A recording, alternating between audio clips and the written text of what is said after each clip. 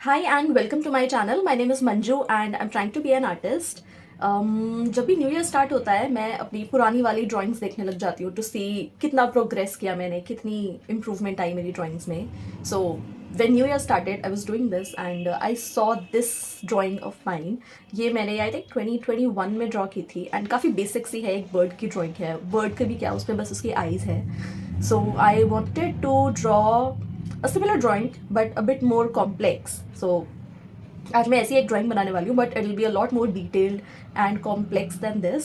Please watch the video till the end and let me know if you like it. So this is the outline. ये reference image है side में, काफ़ी dark है but अच्छी लग रही थी मुझे बहुत. मैंने एज़ यूजुअल आई से शेडिंग करना स्टार्ट किया है. पूरा बर्ड का फेस नहीं है इसमें, बस हाफ है, तो एक ही आई मुझे ड्रॉ करनी है. बर्ड की आई में एक्चुअली काफ़ी डिटेल्स थी. जो वाइट वाला पोर्शन था आई थिंक उसमें कुछ ट्री की या कुछ रिफ्लेक्शन सी थी, जो बहुत ही ग्रेनी सा पैटर्न दिख रहा था जिसमें, वो मैंने डाला. एंड प्यूपल को बिल्कुल डार्क ब्लैक शेड कर दिया. ऊपर एक हाईलाइट है, वो मैंने बिल्कुल ब्लैंक छोड़ दिया, वहाँ पे बिल्कुल भी शेडिंग नहीं की. आई के अराउंड जो भी डार्कनेस है वहाँ पे शेड करना स्टार्ट कर दिया. उसके अराउंड जो फेदर्स हैं वो मैं शेड कर रही हूँ. मुझे एक्चुअली फेदर्स ड्रॉ करने आते नहीं हैं, सो मैं बस जैसे मुझे समझ आ रहा था वैसे शेड कर रही थी बिना उसको ज़्यादा स्मूथ बनाए. Then I moved on to the beak. Beak तो वैसे बहुत स्मूथ थी बट उसमें थोड़ी बहुत हाईलाइट्स थी, उसका ध्यान रखते हुए मैंने शेडिंग की है. एंड अगेन बीक के अराउंड मैं शेड कर रही हूँ. ज़्यादा स्मूथ टेक्सचर नहीं दे रही हूँ बिकॉज जो बर्ड की बीक्स होती हैं वो इतनी स्मूथ नहीं होती. फेदर्स तो ऑब्वियसली उसमें तो टेक्सचर होता ही है. So I am not trying to make anything very very smooth. उस चीज़ का मुझे ध्यान रखना पड़ा. देन बीक के अराउंड मैं और शेडिंग कर रही हूँ. यहाँ पे शेडिंग इतनी ज़्यादा डार्क है नहीं, जो फेदर्स हैं वो बहुत डार्क है. सो यहाँ पे मुझे ज़्यादा लेयर्स ऐड नहीं करनी पड़ी. मैंने 2B पेंसिल से 6B पेंसिल से शेडिंग की.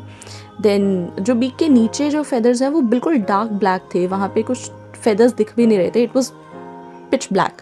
सो मैंने सीधा वहाँ पे डार्क ब्लैक कर दिया ये वाला एरिया. ऊपर जाके थोड़े शेडिंग टेक्सचर्स नज़र आएंगे, so I stop there and मैंने उसको थोड़ा सा ब्लेंड कर दिया टिश्यू से. And then I moved on to the upper part of the face. वहाँ पे भी मैं डार्क पेंसिल यूज़ कर रही हूँ but I am taking care not to make it too dark. पहले मैं एक लेयर ऐड कर रही हूँ आई थिंक 6B पेंसिल से, उसको मैंने ब्लेंड करूँगी एंड देन उसके ऊपर और फेदर्स ऐड करूँगी डार्कर पेंसिल से. Again I moved on to the area around the eye. अब मैं बहुत ही डार्क पेंसिल से फेदर्स ऐड कर रही हूँ. I am just adding strokes जैसे रेफरेंस इमेज में मुझे दिख रहे थे, विदाउट वरिंग अबाउट कि वो कितना सही दिख रहा है नहीं दिख रहा है, because it's all very raw. So मुझे उतना सोचना नहीं पड़ा.